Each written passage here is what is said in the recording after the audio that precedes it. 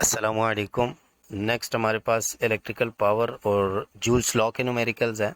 तो Joule's law हमारे पास H equal to I square R T के बराबर है।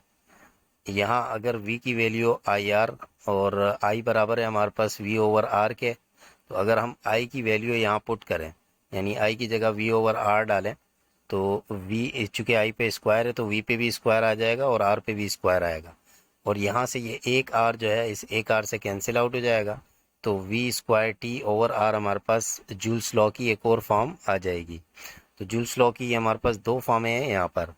इसी तरह पावर का जो फार्मूला है वो P equal to V I है।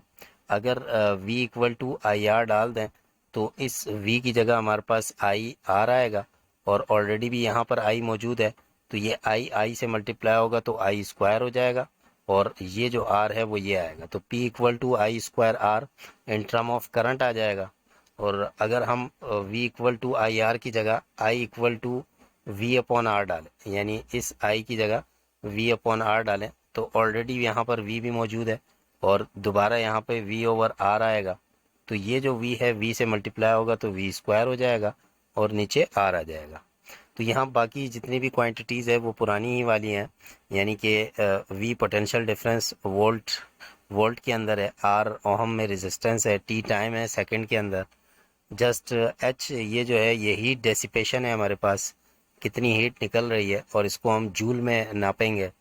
और यहाँ पर पावर जो है वो वाट के अंदर है, बाकी करंट एम्पियर और रेजिस्टेंस ओहम के अंदर है, और ये भी पोटेंशियल ड्रॉप है, पोटेंशियल डिफरेंस वोल्ट के अंदर।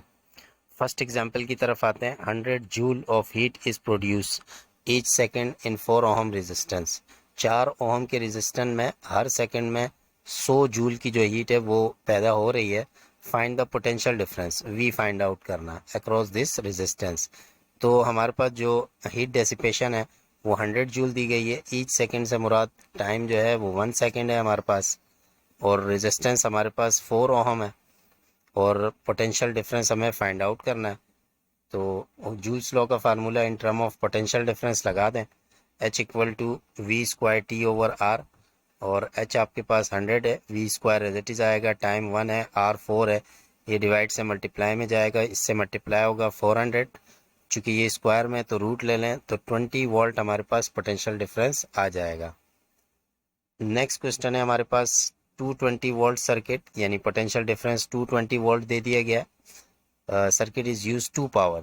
220 वोल्ट का एक सर्किट है वो दो पावर इस्तेमाल कर रहा है, एक 120 वोल्ट और 80 वोल्ट के बल्ब के सूरत में, 120 वोल्ट और 80 वोल्ट।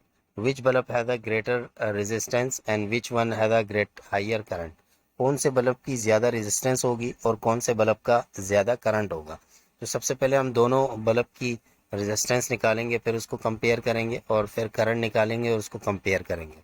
तो वोल्ट हमारे पास 220 है, और जो पहले बल्ब की जो पावर है वो 120 है, और दूसरे बल्ब की जो पावर है वो 80 वोल्ट है। तो greater resistance between R1 and R2 एक ये फाइंड आउट करना है, higher current between I1 and I2 दूसरा ये फाइंड आउट करना है। तो सबसे पहले रेजिस्टेंस की तरफ आते हैं। पावर का formula in term of voltage लगा देंगे, P equal to V square over R.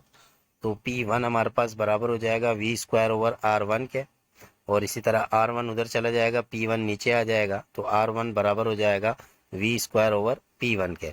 तो वोल्टेज से हमें 220 वोल्ट और उसका स्क्वायर, और P1 हमारे पास 120 है, इसका स्क्वायर लेके 120 से डिवाइड करेंगे तो R1 की रेजिस्टेंस 403 आ जाएगी हमारे पास। सिमिलरली इसी फार्मूले को R2 के लिए अरेंज कर लेंगे, और R2 में भी यहाँ जस्ट P2 80 आ जाएगा, और डिवाइड करेंगे तो 605 आएगी। तो जो हमारे पास ग्रेटर रेजिस्टेंस आ रही है वो R2 की आ रही है, यानी R2 80 watt bulb has a greater resistance. अब करंट की तरफ आएंगे। पहले for higher current P equal to V I हमारे पास P ओवर V के बराबर है, तो I1 हमारे पास P1 ओवर V के बराबर आ जाएगा, और P1 हमारे पास 120 है, वोल्टेज 220 है, डिवाइड करेंगे तो 0.5 एम्पियर आएगा। सिमिलरली इसी फार्मूले को I2 के लिए अरेंज कर लेंगे, और I2 के लिए ये P2 ओवर V हो जाएगा। P2 हमारे पास 80 है, 220 से डिवाइड करेंगे तो करंट हमारे पास 0.36 एम्पियर आ जाएगा। तो पहले के मुकाबले में अगर हम देखें, पहले 0.5 है और यहाँ 0.3 है, तो जो 120 वाट का जो बल्ब है उसका करंट हमारे पास ज़्यादा आया, तो 120 watt bulb has higher current. तो ये हमारे पास जूल्स लॉ के न्यूमेरिकल थे। उम्मीद है कि आपको ये तमाम समझ में आ गए होंगे। अस्सलाम वालेकुम।